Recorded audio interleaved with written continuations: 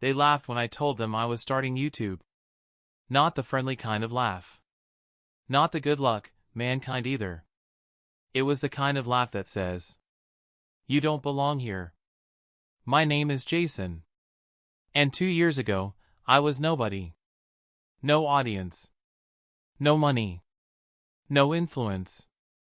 No respect. Just a second-hand laptop, a cracked microphone, and a dream that felt way bigger than my life. I worked in a small media office. My job? Editing videos for other creators. Every day, I watched people with half my skill go viral. And every day, I stayed invisible. One afternoon, during lunch break, I finally said it out loud. I'm starting my own YouTube channel. The room went quiet for half a second. Then Mark laughed. Mark was the office favorite. Confident. Loud. Always acting like he owned the place. He leaned back in his chair and said, "Jason, you? A YouTuber?" He looked around at the others. "Bro, you can't even get likes on your Instagram stories." A few people chuckled. Not cruel. Not loud. Just enough to hurt. I felt my chest tighten. My face got hot. My hands went cold. But I smiled. Because when you have no power, you pretend nothing hurts. That night, I uploaded my first video. I titled it something basic. Something safe. It got 12 views. 5 of them were mine. I didn't quit. I uploaded again. And again. And again. Weeks passed. No comments.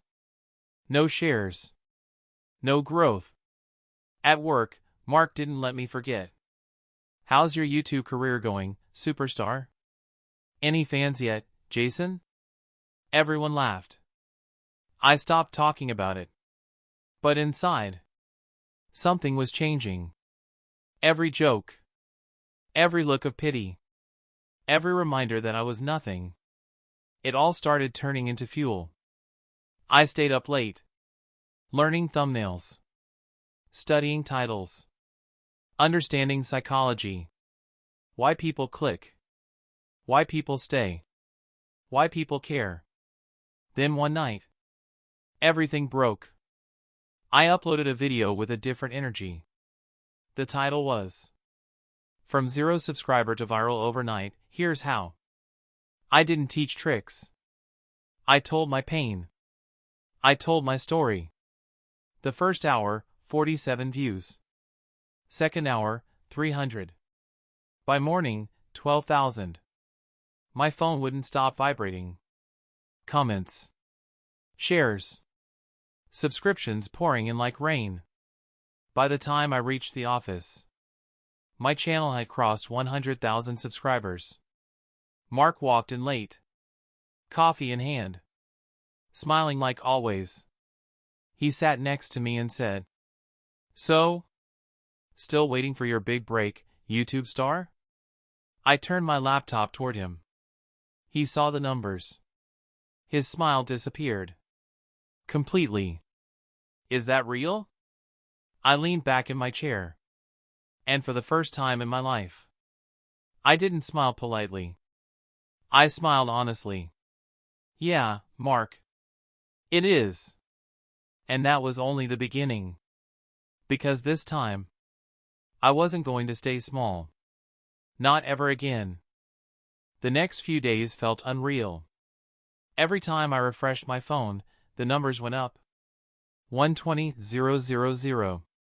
180,000. 250,000. People were sharing my video like it was a secret everyone needed to hear. Strangers were writing things like, "This feels like my story. I thought I was alone. You just gave me hope." Hope. That word hit me harder than the views ever could. At work, everything felt different. Not because I changed, but because they did. People who used to ignore me suddenly smiled. Asked about my channel. Pretended they always believed in me. Except Mark. Mark stopped joking. Stopped laughing. He just watched. And his eyes didn't look friendly anymore. One afternoon, he cornered me near the coffee machine. "So, you got lucky, huh?" I could smell his frustration. Strong. Bitter. "It wasn't luck," I said calmly. He scoffed. "Yeah? Then why didn't it happen before?" I looked at him and said something I had never said to anyone in that office. "Because before, I was scared."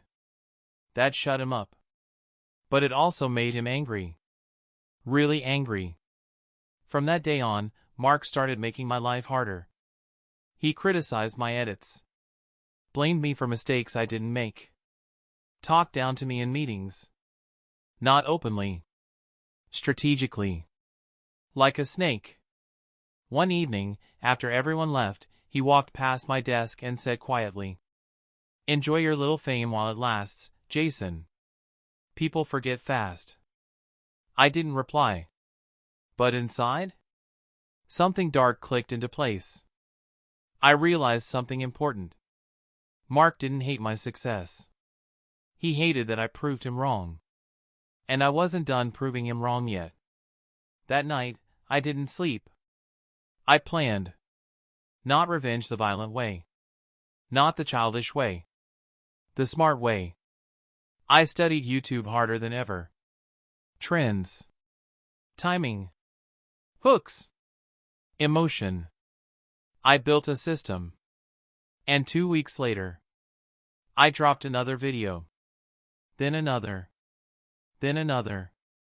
Everyone hit harder than the last. 500K views. 1 million. 3 million. My channel wasn't just growing. It was exploding. And Mark? He couldn't hide it anymore. One morning, I walked into the office and heard him arguing with the boss. "I told you. He's distracted. He's not focused on work." The boss looked at me. Then at Mark. Then said something that felt like justice whispering in my ear. "Jason is our best editor." Mark's face went pale. For the first time. He was losing control. And I was just getting started. Because soon, everyone would know who Jason really was. And Mark? He was about to learn what it feels like to be underestimated. Mark didn't stop. In fact, he got worse. After the boss called me the best editor, something inside Mark snapped. He stopped pretending. He started attacking. Not with fists. With paperwork. With lies. With little, quiet moves designed to make me look careless. One morning, I opened my email and saw a warning from HR. "Jason, we need to talk about your recent performance." My stomach dropped. Performance? I hadn't missed a deadline in months. I walked into the meeting room and saw Mark already sitting there. Arms crossed. Face calm. Eyes cold. The HR manager looked at me and said, "We've received multiple reports that you're distracted and using office time for personal projects." I knew instantly. This was him. I looked at Mark. He didn't even blink. "You've been working on YouTube videos during office hours, haven't you?" the manager asked.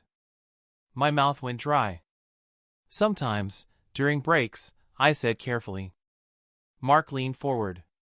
"Jason, be honest. You're more focused on being famous than doing your job." Famous. The word felt dirty in his mouth. I wanted to scream. But I didn't. Instead, I did something smarter.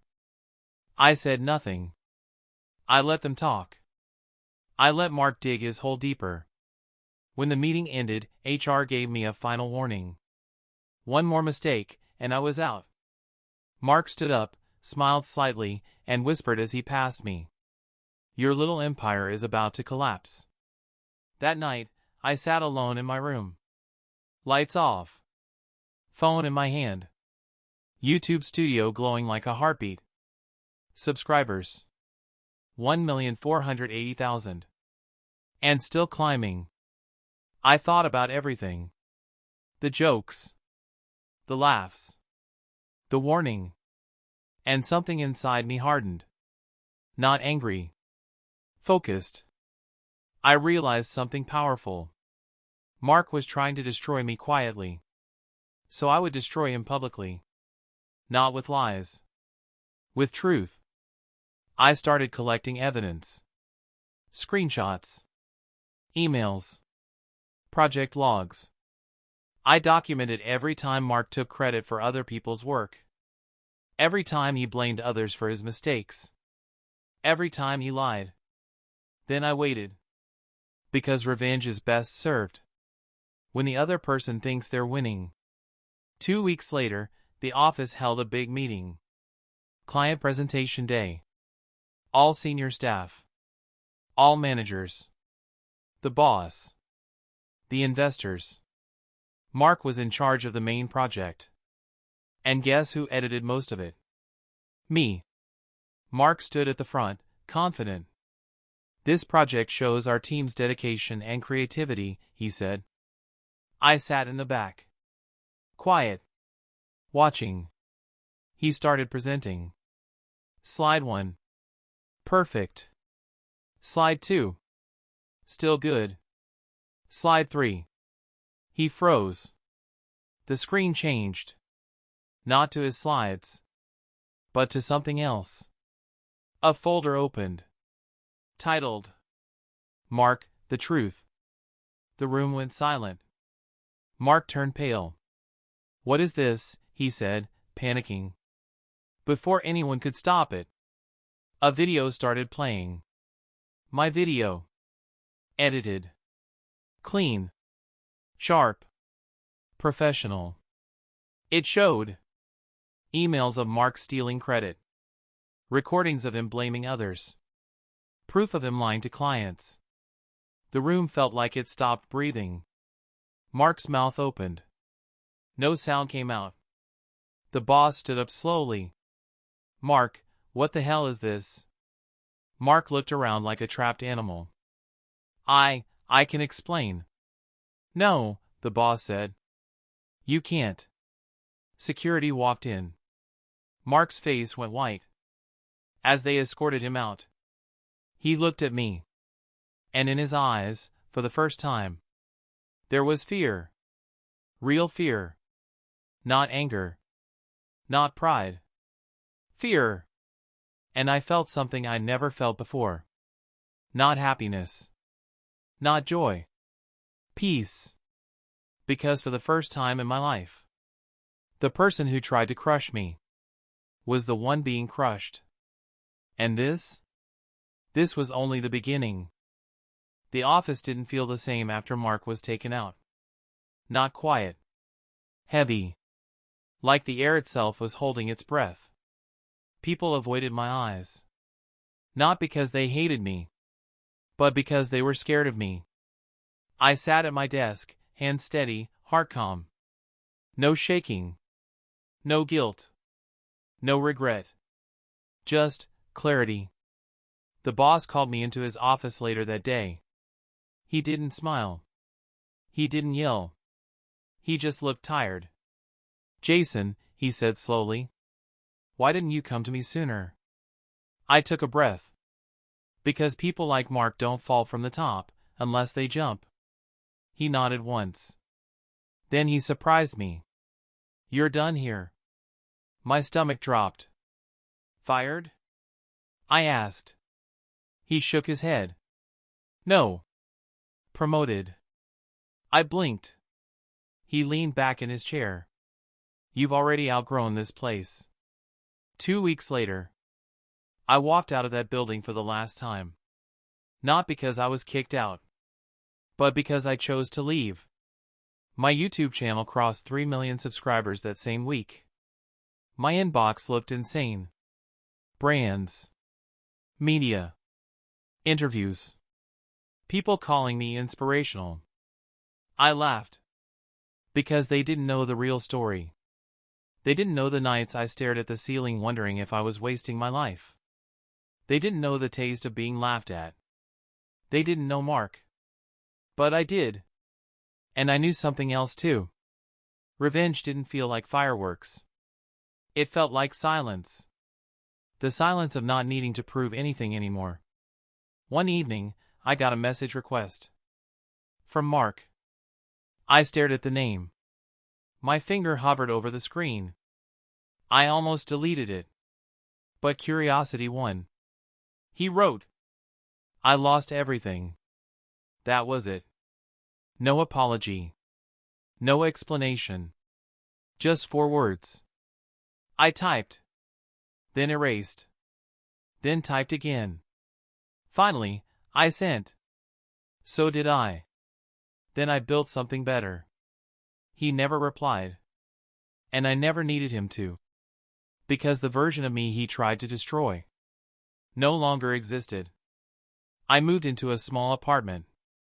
Not fancy. Not flashy. Just mine. I recorded videos there. Late at night. Just me and the camera. No mask. No fear. Just truth. One video went especially viral. I titled it. They laughed when I started. In it, I told everything. The office. The jokes. The warning. The betrayal. Not names. Just pain. And people felt it. Millions of them. Because everyone has been laughed at. Everyone has been underestimated. And everyone dreams of one thing. Being taken seriously. That's what I gave them. And in return, they gave me something even bigger. Belief. Not in YouTube. Not in fame. But in themselves. And that's when I understood something. The real revenge wasn't what happened to Mark. The real revenge was who I became. 6 months after I left that office, I stood on a stage. Bright lights. Cameras. A crowd I couldn't see, but could feel. My hands weren't shaking. My heart wasn't racing. It was calm. Like it knew, this was exactly where I was supposed to be. The host announced my name. From 0 subscribers to over 5 million in under a year, please welcome, Jason. The applause hit me like a wave.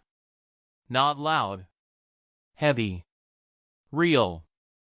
I walked to the mic and looked out. Faces. Phones.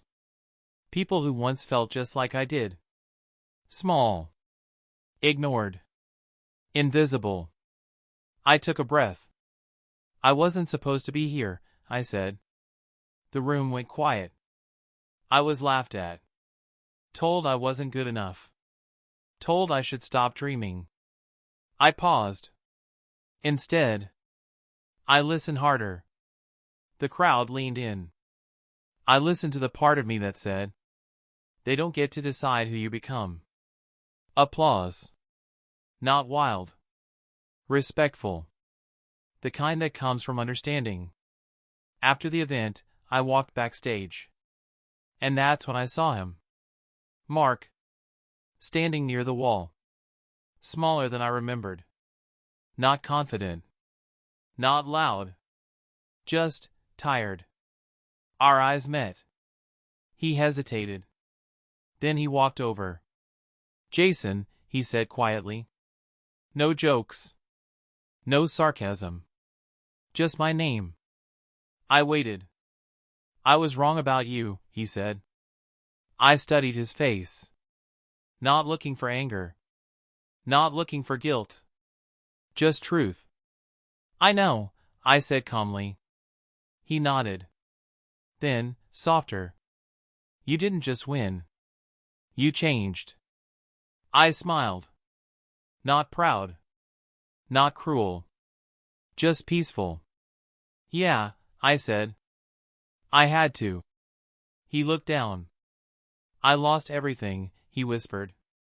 I didn't respond right away. Then I said the only thing that felt honest. Sometimes losing is how you learn what really matters. He didn't argue. He just nodded. And walked away. I watched him disappear into the crowd. And for the first time, I didn't feel anything about him at all. No anger. No satisfaction. No revenge. Just nothing. That's when I knew. He didn't control my story anymore. Later that night, I went back to my apartment. Sat in front of the camera. Hit record. And said. They laughed when I started. But they didn't see what I saw. They didn't hear what I heard. They didn't feel what I felt. And maybe neither do the people doubting you. I leaned closer to the lens. So let me tell you something. If you're reading this, watching this, listening to this, you're not late. You're not behind. You're just early in your story. I stopped recording. And for the first time since all of this began, I felt complete. Not because I won. Not because Mark lost. But because I finally believed in myself. Before anyone else did. And that was the real victory. Success changed everything. But not the way people think. It didn't make life easier. It made it louder. Everywhere I went, people recognized me. Everywhere I spoke, people listened. And that's when the real pressure started. Because once you rise, everyone wants a piece of you. Emails, calls, messages, managers, agents, investors. Everyone promising to take me to the next level. One night, after filming a long video, I sat alone on my couch. Lights off. City glowing outside my window. Phone buzzing on the table. A message popped up from a name I didn't expect. Mark's old boss. My chest tightened. I opened it. Jason, I want to talk. Privately. Just that. No emojis. No small talk. I stared at the screen for a long time. Part of me wanted to ignore it. Another part of me knew. Some chapters don't close quietly. We met 2 days later in a quiet cafe. He looked older than I remembered. Not powerful. Not confident. Just worn out. He didn't waste time. Mark didn't act alone, he said. My stomach dropped. What do you mean? He leaned forward. He had help. Inside the company. People who smiled at you.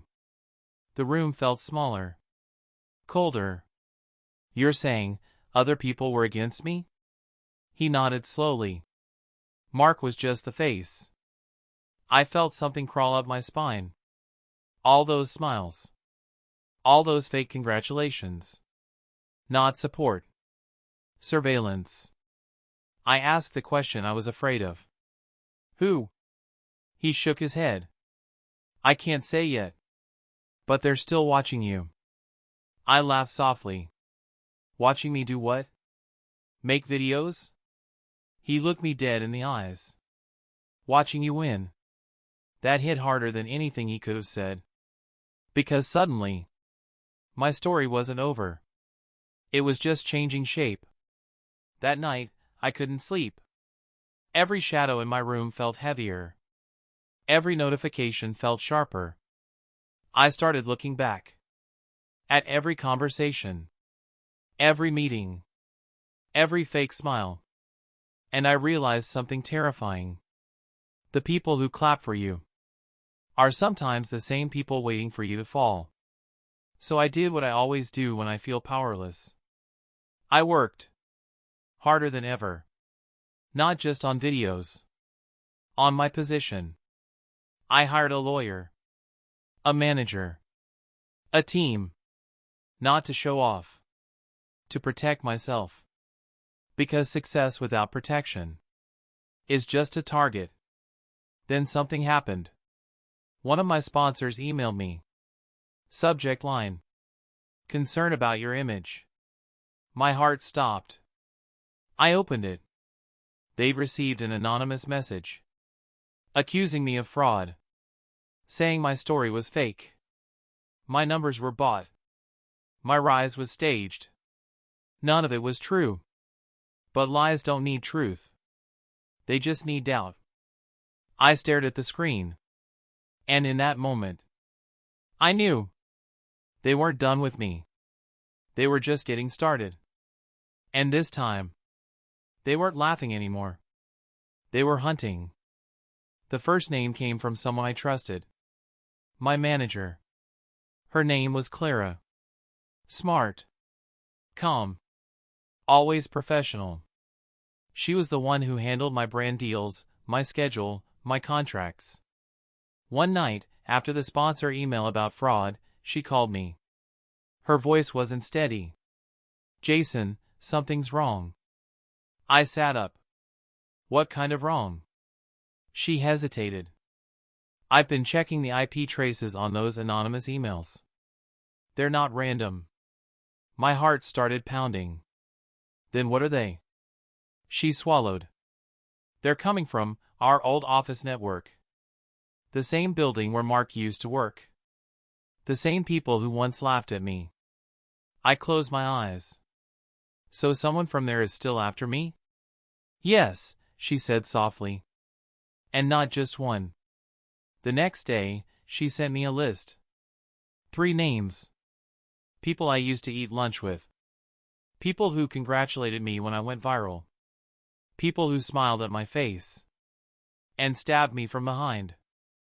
The first was Evan. He was a junior editor. Quiet. Always asking me for advice. I remembered how he once said, "Man, you're lucky. I wish I had your confidence." Now I understood. It wasn't admiration. It was envy. The second name was Lisa. She worked in marketing. She was the one who helped promote my first viral video inside the company. She hugged me when I quit. Told me she was proud of me. Turns out, she was feeding lies about me to brands. And the third name. That one hurt the most. Tom. My friend. The guy who knew how broke I was. How scared I was. How close I came to quitting. He knew everything. And he used it. I sat on my couch, staring at those 3 names. My hands were shaking. Not with fear. With betrayal. All this time, I thought Mark was the villain. But Mark was just loud. These people were quiet. Silent enemies. The dangerous kind. I asked Clara. Why now? She said something that stuck with me. Because you didn't just escape them, Jason. You outgrew them. That night, I went back through old messages. Old group chats. Old emails. And suddenly, I saw it. The sarcasm. The backhanded compliments. The subtle digs. I wasn't paranoid before. I was just naive. Then something even darker happened. One of my sponsors dropped me. No warning. No explanation. Just a short email. We're going in a different direction. Clara called me immediately. They're getting to them first, she said. They're poisoning the well. I looked at my reflection in the dark window. The same guy who used to feel invisible was now being targeted. Not because I was weak. Because I was powerful. And power makes enemies. Real ones. Hidden ones. The kind that smile while sharpening knives. I whispered to myself. Okay, now I see you. And for the first time since all this started, I wasn't running anymore. I was ready to hunt. Not with anger. With strategy. Because this time, I wasn't just protecting my success. I was about to expose everyone who tried to destroy it. One by one. Quietly. And they had no idea what I was about to do next. I knew I couldn't fight them blindly. Not Evan. Not Lisa. Not Tom. Not even Mark's shadow lingering in the background. I needed a plan. A silent one. A surgical one. Late at night, I sat in my apartment, surrounded by my laptop screens. Analytics. Logs. Emails. IP addresses. Every piece of data became a weapon.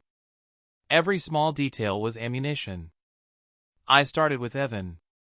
Quiet. Careful. Tracking his activity. Not to attack yet, but to understand. Then Lisa. Her social media. Her sponsor contacts. Her patterns. Every little lie she spread. I noted it. And Tom. The one I trusted the most. I had to be subtle. One wrong move and he'd vanish into the shadows again. I set up a system. Not illegal. Not reckless. Just thorough. Every conversation, every file, every message, connected. And then I waited. Because patience is the deadliest tool against people who think they know everything. A week later, something strange happened. An anonymous tip landed in my inbox. Subject, Jason, look closer. I hesitated. Clicked. And saw screenshots. Proof of Evan colluding with some brand managers to smear me. Not just that. The messages were timed perfectly during weeks I had been busy filming. I leaned back. Heart pounding. This was bigger than I imagined. Then Lisa's name appeared. Another tip. Another proof. Her emails, her lies, her manipulation. Tom? He was next. But this one hit me hardest. Because it showed how carefully he had hidden his envy. How calculated every step had been. I realized something. Mark wasn't even the main problem. He was the tip of the iceberg. And the worst part? They had all underestimated me. They thought my rise was simple. They thought my anger had limits. They were wrong. I took a deep breath. And whispered to myself. This ends my way. I started reaching out to my team. Not to confront. Not to expose immediately. But to prepare. Strategy. Evidence. Timing. And just like that, my enemies started revealing themselves more openly. One mistake at a time. Because people who hide behind smiles and fake support eventually slip. And I was ready to catch every slip. I had my evidence. I had my strategy. Now, it was time for action. The first target, Evan. Not violently. Not openly. But in a way that would shake him to the core. I started small. A subtle email to one of his main clients, phrased carefully. No threats. No lies. Just facts. Details only I knew. Proof only I could provide. The message landed. Evan didn't see it coming. Within hours, his client questioned him. Doubt spread like wildfire. And Evan, the quiet envy-filled editor, started sweating. Meanwhile, I stayed in the background. Calm. Collected. Watching. Because the beauty of revenge isn't in yelling. It's in the silence before the storm. Next, I nudged Lisa. A leaked document, small mistake, easy to trace. Her sponsor noticed it immediately. Questions. Doubts. Panic. And Tom? He still thought he was untouchable. But I left subtle breadcrumbs. Clues he didn't even notice, leading right back to him. By the end of the week, Evan was defensive in every call. Lisa's credibility was questioned by sponsors. Tom was paranoid, checking messages obsessively. All because of small, invisible moves. I felt no anger. No satisfaction yet. Only focus. Because the first move is never the final move. It's the foundation. The first domino. And watching them scramble, silently, internally, was more satisfying than anything else I'd ever experienced. I sat back in my chair, staring at my screens. Phone notifications buzzing with updates from my little network of loyal people. Every reaction, every tiny slip, documented. I smiled. The hunt had officially begun. And this time, no one would see me coming. By the start of the second week, the hunt was no longer quiet. Evan called me. His voice shaky, almost desperate.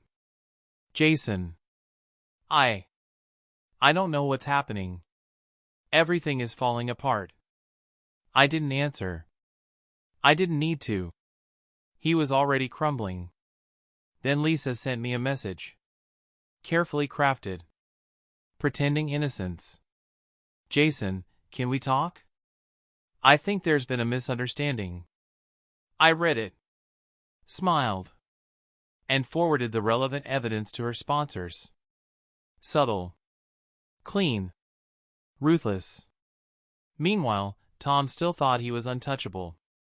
The smartest of them all. The one who smiled while plotting my downfall. I made my move. A simple public post, a collaboration with a major brand. Nothing too flashy. Just facts. Clear transparency. It exposed Tom's lies without naming him. Everyone who had ever doubted me? They saw the truth. Tom's phone blew up. Sponsors questioning him. Colleagues whispering. Panic in his eyes when he realized the tide had turned. The beauty? They couldn't blame me. I didn't lie. I didn't cheat. I just let the evidence speak for itself. And that's when the mask started falling. Evan, the quiet envy. Lisa, the fake supporter. Tom, the friend who pretended loyalty. All of them slipping. All of them exposed. I leaned back in my chair. Lights dim. Screens glowing like a battlefield map. The first move had started the chain reaction. The second move escalated it. And now, every domino was in motion. I didn't feel anger. I didn't feel triumph yet. Just anticipation. Because the most satisfying part of revenge isn't the fall of others. It's the moment before they realize how powerless they really are. And the best part? They had no idea what was coming next. By the time the third week hit, the atmosphere around me had completely shifted. Evan's once smug confidence was gone. Every meeting, every call, every email, he was defensive, nervous, constantly over-explaining himself. Lisa? She was on edge. Sponsors questioning her credibility. Colleagues whispering about her behind her back. The perfect mask of support crumbling piece by piece. And Tom. Tom was the most dangerous. The one who thought he had me figured out. The one who smiled while sharpening his knives. I decided it was time for him to fall publicly. I recorded a video. Not flashy. Not loud. Just honest. And devastatingly clear. I told my story. All the struggles. All the betrayals. All the manipulations. Without names. But the world knew. The signs were obvious. Tom panicked. He called sponsors. He called colleagues. He tried to explain. But no one believed him anymore. The first domino had fallen. The second. The third. All of them slipping. All of them exposed. And yet, I felt no triumph. I felt calm. Focused. Because the game wasn't over. The real payoff, the part where they truly understand the consequences. That was still coming. I leaned back in my chair, lights dim. Screens glowing with analytics, evidence, and plans. I whispered to myself. This isn't revenge. This is justice. And they're about to learn what that really feels like. By the start of week 4, things were escalating fast. Evan's emails were frantic. Calls from sponsors every hour.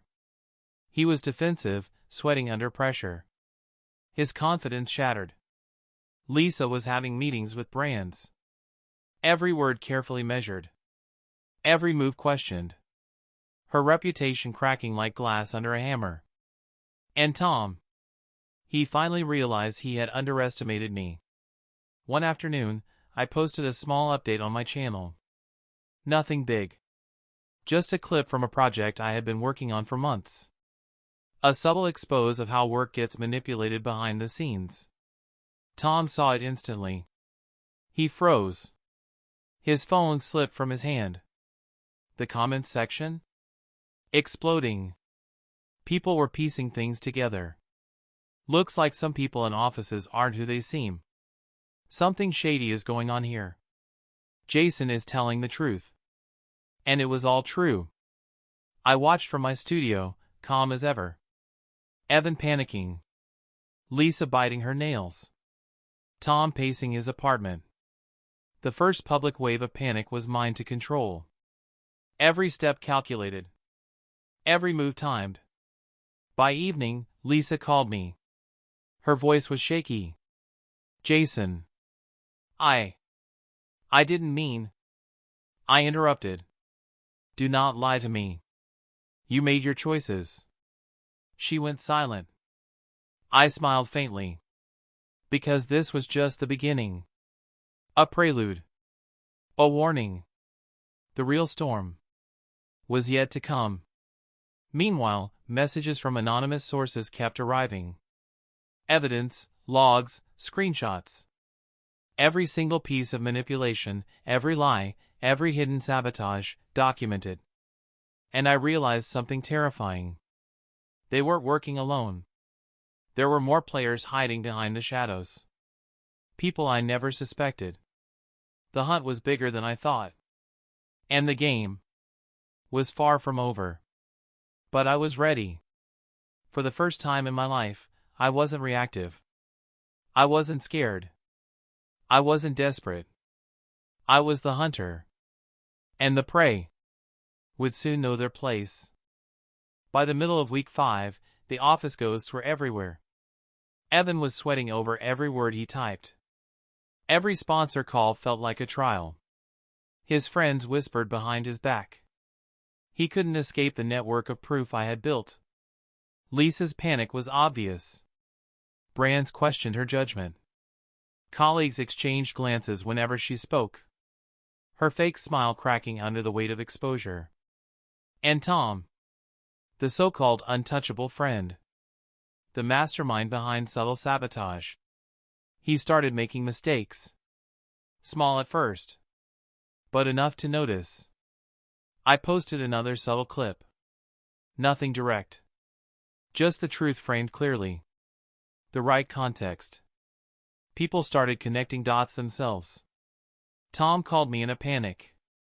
You don't understand, Jason, it's not me. It's someone else. I didn't flinch. Then tell me. Name them. He hesitated. You'll expose them. I will, I said calmly. And I'll make sure they regret underestimating me. That night, I reviewed the evidence again. Every email. Every message. Every hidden move. I realized there were more players hiding in the shadows. People I had trusted. People I had overlooked. The realization hit me. This wasn't just about Mark, Evan, Lisa, or Tom. It was bigger. Much bigger. And the stakes? Higher than I imagined. I leaned back in my chair. The city lights outside flickering like a battlefield. Every notification, every tip, every trace of movement. It was part of the puzzle. I whispered to myself. They think they can play me. They think they can hide. They're wrong. And for the first time, I didn't feel fear. I felt clarity. The plan. The hunt. The revenge. It was about to go beyond anything they expected. It was time. The pieces were in place. The evidence compiled. The strategy perfected. I called Clara late at night. Are you ready? I asked. She didn't hesitate. Yes. Let's expose them all. The first domino? Evan. I sent a carefully timed report to his largest client. Nothing flashy. Just facts. Clear, undeniable proof of his manipulations. By morning, Evan's world was shaking. Calls flooded in. Emails questioning his credibility. Even his closest colleagues were cautious around him. Next, Lisa. A subtle post on social media. Shared publicly, framed innocently. It highlighted transparency, honesty, and the discrepancies in her previous claims. Sponsors reacted immediately. Questions. Doubts. Panic building. Tom, he was the final test. I left breadcrumbs, tiny, subtle hints linking him to every minor sabotage. He didn't see it coming. But the moment the connections became visible, the panic in his eyes said everything. One by one, the masks were falling. The people who smiled in my face. The ones who whispered behind my back. All slipping. And I watched. Calm. Collected. Like a predator observing the chaos it created. I didn't gloat. I didn't shout. I let the evidence speak for itself. By the end of the week, the atmosphere was tense. Every move they made, watched. Every conversation, documented. Every mistake, magnified. And yet, the real storm was still coming. Because the network went deeper than I realized. There were more players. More hidden enemies. People I hadn't suspected. But now, I was ready for them. Every domino falling was just the beginning. And soon, they would understand what it really meant to cross Jason. By the start of week 6, the atmosphere had completely shifted. Evan was barely functioning. Every call, every email, every interaction was a test he failed. Sponsors were questioning him openly. Colleagues avoided him. Lisa was in full panic mode. She tried to spin the narrative, but it crumbled under scrutiny. Every lie she had told was now visible in context. Every manipulation exposed. And Tom, the one I had trusted most, the mastermind behind subtle sabotage, he was unraveling. But the most surprising revelations were yet to come. Clara discovered something shocking. Files hidden deep in the network. Emails showing more collaborators. People I never suspected. All orchestrating behind the scenes. The network went deeper than I had imagined. It wasn't just the 3 I already targeted. It was an entire chain. A web of deception. And they thought I would never find it. But I did. Every hidden enemy now became a target. Every lie, every manipulation, every betrayal, mapped, timed, and ready to expose. I leaned back in my chair, screens glowing in the dim light. Notifications pinging as my network delivered pieces of the puzzle. And I whispered to myself. They thought I was just lucky. They thought I was reactive. They underestimated how far I could see. The calm before the storm. That's what this part of the game was. Because the real thrill, the real revenge, wasn't in the exposure itself. It was in watching them panic. One by one. Helpless. And soon, they would understand exactly what it meant to cross me. By the end of week 7, the storm I had been quietly brewing finally hit. Evan's panic had turned into desperation. Lisa's manipulations were unraveling publicly. Tom, the one who thought he could outsmart me. He was trembling, checking every message, every email, realizing he had been exposed beyond repair. And the hidden network Clara had uncovered? Every single player who thought they could stay in the shadows now faced the full weight of their actions. I posted the final video on my channel. Not flashy. Not loud. Just the truth. Everyone who doubted me, laughed at me, betrayed me, I said, look carefully. This is everything. Every manipulation. Every lie. Every attempt to stop me. And now, you see the consequences. The comments exploded. People connecting the dots themselves. Suspicion turned to awareness. Every hidden enemy scrambling, knowing they could no longer hide. Then came the direct messages. From brands. From media. From former allies who were now questioning everything. The dominoes were falling faster than I ever imagined. Evan called me. Jason, please, his voice cracked. I didn't answer. Lisa tried to defend herself publicly. Sponsors ignored her. Her credibility shattered. Tom, he was the last to break. He texted, begged, tried to manipulate the narrative. But by now, everyone knew the truth. He realized too late, the hunter had been watching all along. I leaned back in my chair, looking at the chaos I had orchestrated. And for the first time, I allowed myself to feel, not anger, not revenge, but complete, unshakable triumph. Because revenge wasn't about making them suffer. It was about reclaiming my story. Taking back the life they tried to ruin. And proving to myself that nothing could stop me. I whispered quietly. They underestimated me. They laughed at me. They tried to bury me. And now, they see what happens when you cross Jason. The final act wasn't loud. It wasn't flashy. It was surgical. Precise. Devastating. And the most satisfying part? They had no one to blame. No excuses. No escape. Just the truth, staring them in the face. I uploaded the last piece of evidence. The network's manipulation fully exposed. The world watched. Reactions flooded in. Everyone who had doubted me now understood.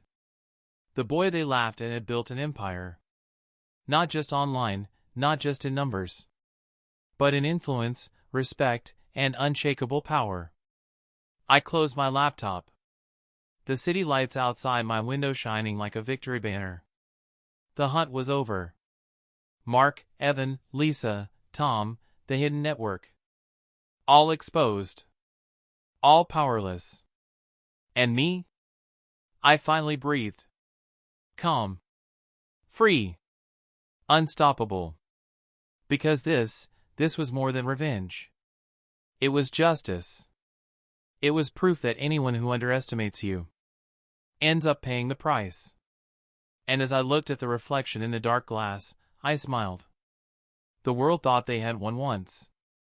They were wrong. Because I, Jason, had written the ending.